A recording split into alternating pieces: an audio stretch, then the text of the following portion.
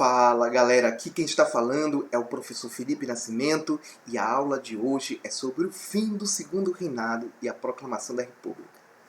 Eu gostaria de começar esse tema iniciando com duas perguntas.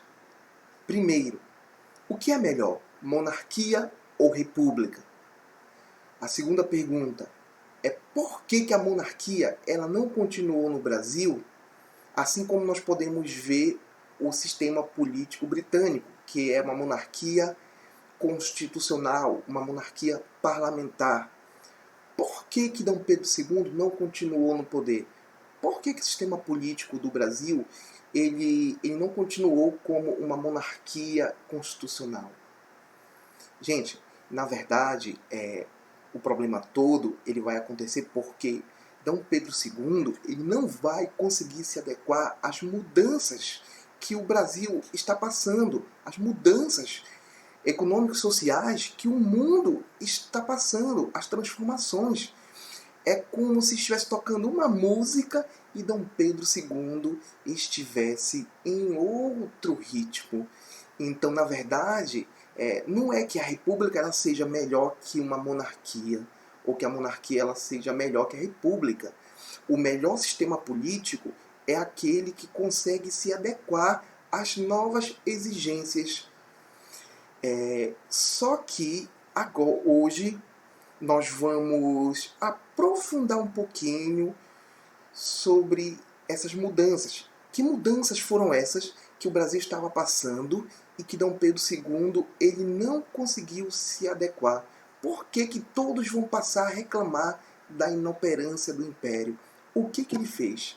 É isso que nós vamos ver aqui. Basicamente, nós vamos ter três questões. Nós vamos falar da questão religiosa, da questão militar e da questão abolicionista. São os três grandes pilares que dão sustento ao governo de Dom Pedro II. Nós estamos falando da igreja, que dá o apoio ideológico. Nós estamos falando do exército, que é aquele que está com as armas. E nós estamos falando da elite, que é a galera que tem o dinheiro, é a galera que sustenta o império através de seus impostos. Mas nós vamos começar agora falando da questão religiosa. Falando da questão religiosa, é importante nós falarmos aqui sobre a Confederação do Equador. Lá na Confederação do Equador, o Império ele manda executar um padre lá no Nordeste, em uma região que é fortemente católica. Então imagina, o governo manda executar um padre em uma região católica. Perdeu o apoio da igreja. Na verdade, a simpatia da igreja pelo império, esse relacionamento ele vai começar a ruir.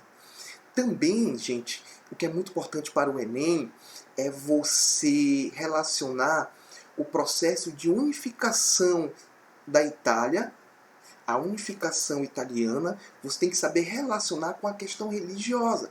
Por quê? O que acontece? Lá na Península Itálica não existia ainda um país, uma nação conhecida como Itália. Então, existiam, na verdade, ao norte o reino de Piemonte e Sardenha. No centro nós vamos ter as terras da igreja e ao sul o reino das duas Sicílias. Então, a maçonaria ela vai contribuir para esse processo de unificação da Itália, da Península Itálica. Só que a igreja ela vai ser contra. Por que o Papa ele vai ser contra? Porque ele não quer perder as suas terras, né? Então, vai acontecer todo o processo de unificação italiana. A igreja ela vai perder as suas terras, ela vai ficar confinada ali no Vaticano. Essa questão ela vai ficar conhecida como a questão romana. O Papa, então, ele vai se desentender com a maçonaria devido a essa questão da unificação. E o Papa ele vai elaborar a bula papal Syllabus. Professor, o que dizia a bula papal Syllabus?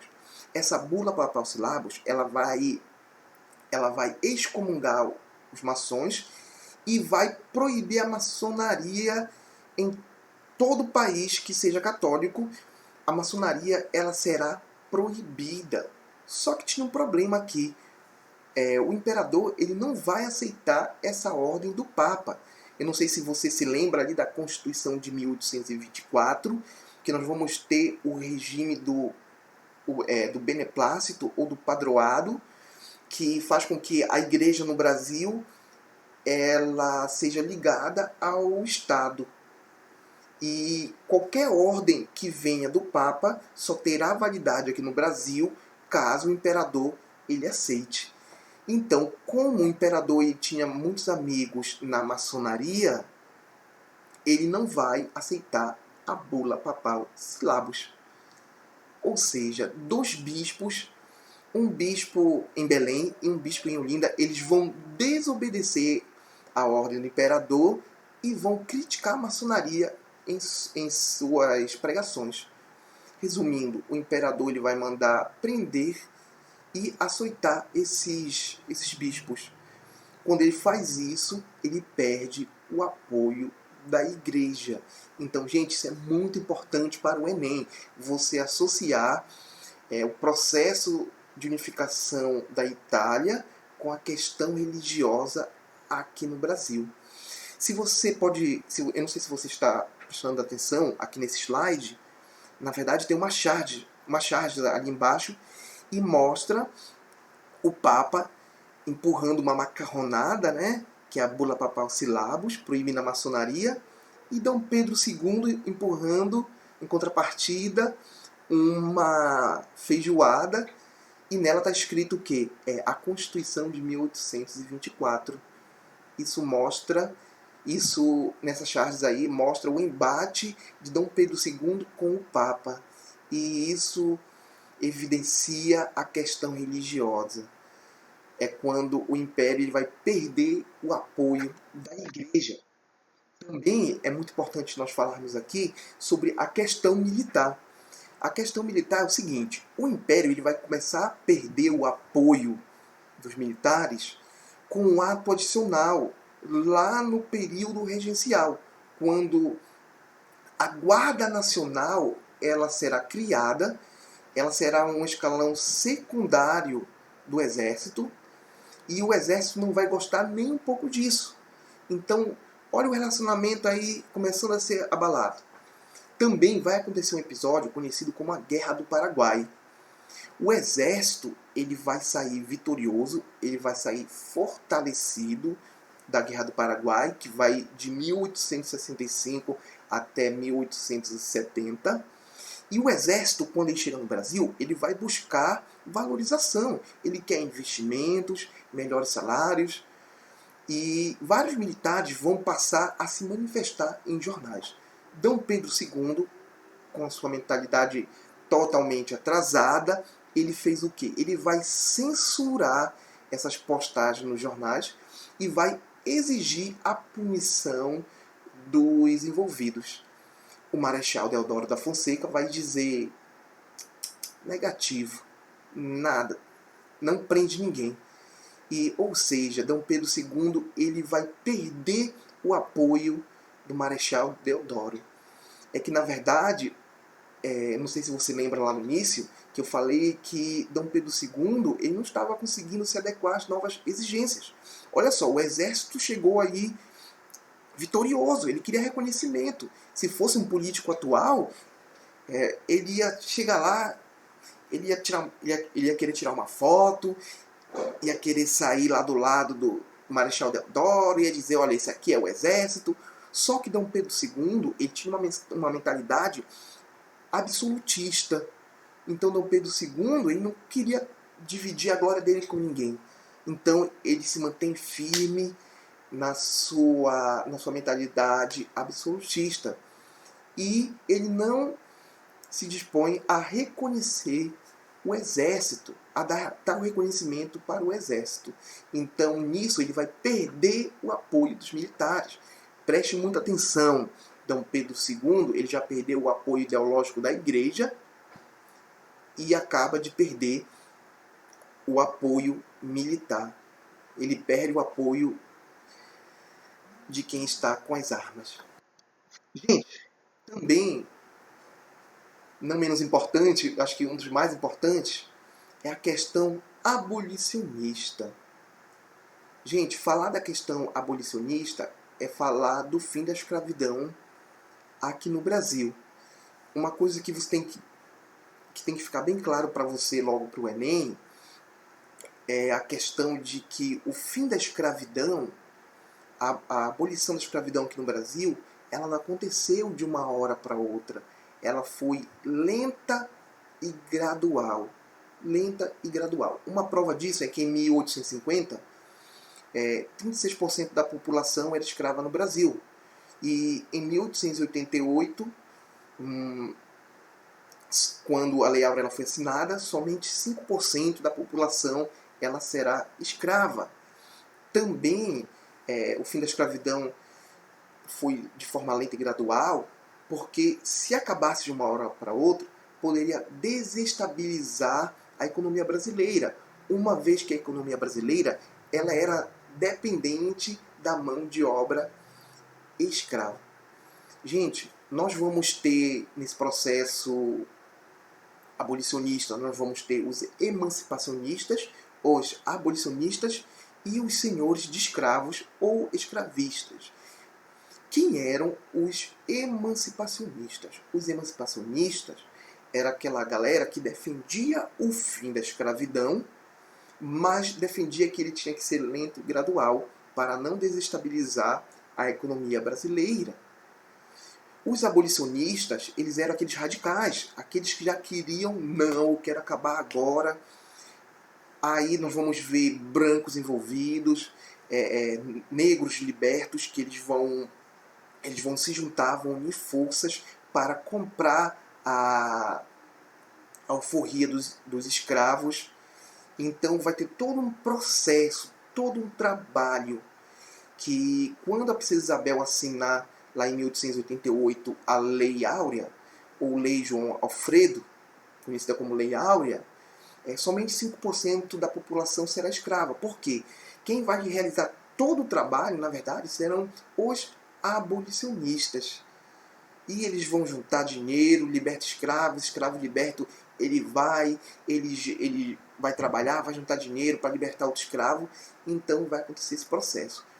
E os escravistas, eles eram os senhores de escravos.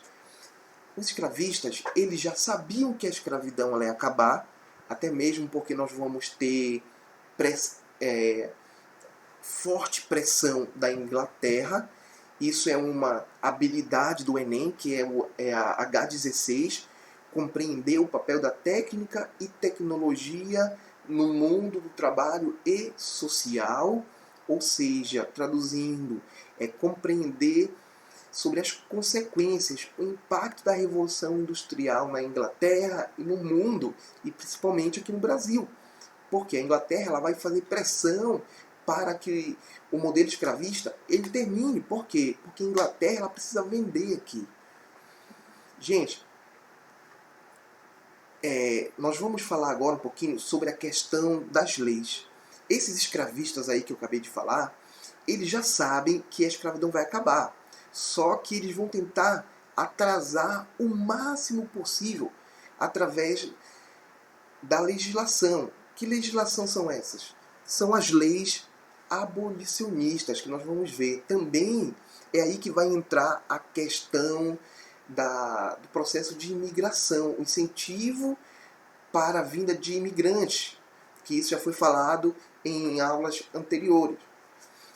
Mas agora eu quero me prender um pouquinho aqui sobre essas leis. Eu já falei aqui que os escravistas eles querem atrasar o fim da escravidão por meio de legislação. E eu quero falar primeiramente aqui da Lei Eusébio de Queiroz. Eu quero deixar uma coisa bem clara aqui para você, para o Enem. Que cada lei que o governo ele aprova, ele vai sempre dar uma compensação para os senhores de escravos. Em 1850, nós vamos ter aqui a Lei Eusébio de Queiroz. A Lei Eusébio de Queiroz ela vai proibir o tráfico negreiro. Ela vai proibir a chegada de africanos escravizados aqui no Brasil. Só que preste só atenção. O governo ele proibiu a vinda de escravos. Ou seja, ele vai acabar com o comércio de escravos. Então, para compensar o fim desse comércio de escravos, o governo vai criar a Lei das Terras em 1850. Olha o ano aí batendo. A Lei das Terras, ela dizia que as terras elas podiam ser compradas, as terras que não tinham dono. Eu não sei se você sabe, mas a terra aqui no Brasil você não comprava. A terra aqui no Brasil ela era doada pelo imperador. Só que a partir de 1850 você pode comprar essas terras. Você pode comprar e vender. Então nós vamos ver aí um comércio de terras. Só que esse comércio de terras, ele na verdade é para compensar o comércio de escravo que foi extinto em 1850 com a Lei Eusébio de Queiroz. Olha só aí, uma lei e uma compensação. Tudo para agradar a oligarquia, tudo para agradar os senhores de escravo, tudo para agradar aqueles que pagam os impostos, aqueles que sustentam o Brasil. Também lá em 1871 nós vamos ter a Lei do Ventre Livre. Mas o Enem ele joga para você como a Lei Rio Branco. Preste só atenção. A Lei do Ventre Livre, você já aprendeu ali no fundamental, né? Que o negro que nascesse a partir daquela data, ele estaria livre. Beleza. Só que o Enem, o que ele quer de você é o seguinte, é essa compensação. Preste só atenção. O escravo nascia, na verdade o negro nascia, ele já estava livre, só que o senhor de escravo, o dono da sua mãe, ele ia cuidar do garoto até os 8 anos. Quando o garoto completasse 8 anos de idade, tinha a compensação, que era o seguinte: o dono do escravo, ele poderia receber 600 mil réis do governo e a criança estava livre, ou ele poderia usar o trabalho do garoto até os 21 anos. Isso de graça. Olha só a compensação muito clara aí.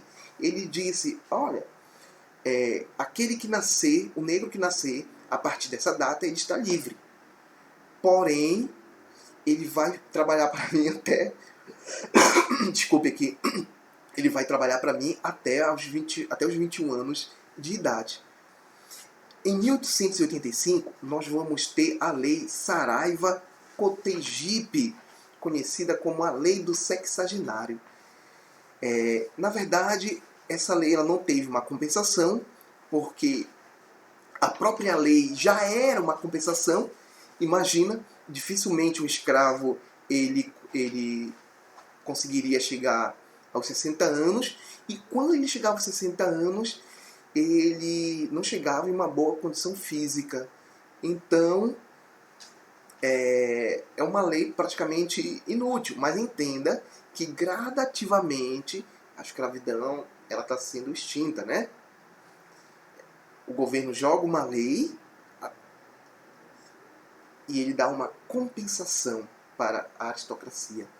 Até que em 1888, Dom Pedro II está fazendo uma viagem pela Europa e a princesa Isabel ela vai assinar a Lei João Alfredo, conhecida como Lei Áurea. Só que qual foi o problema de tudo isso aí? Não teve compensação. Se não teve compensação, perdeu o apoio das elites. Gente, se perdeu o apoio das elites, já era para Dom Pedro II. Era uma questão de tempo para que o governo caísse. Também nós vamos ter o movimento republicano, que a partir de 1870 ele vai ganhar força. As ideias republicanas elas serão espalhadas em panfletos, em jornais. E esses fazendeiros, esses senhores de escravos, né, eles vão exigir uma compensação em dinheiro, o governo não tem como dar, e eles vão partir para o Partido Republicano, para o movimento republicano. É quando a gente fala em república e a república ela vai ganhar força.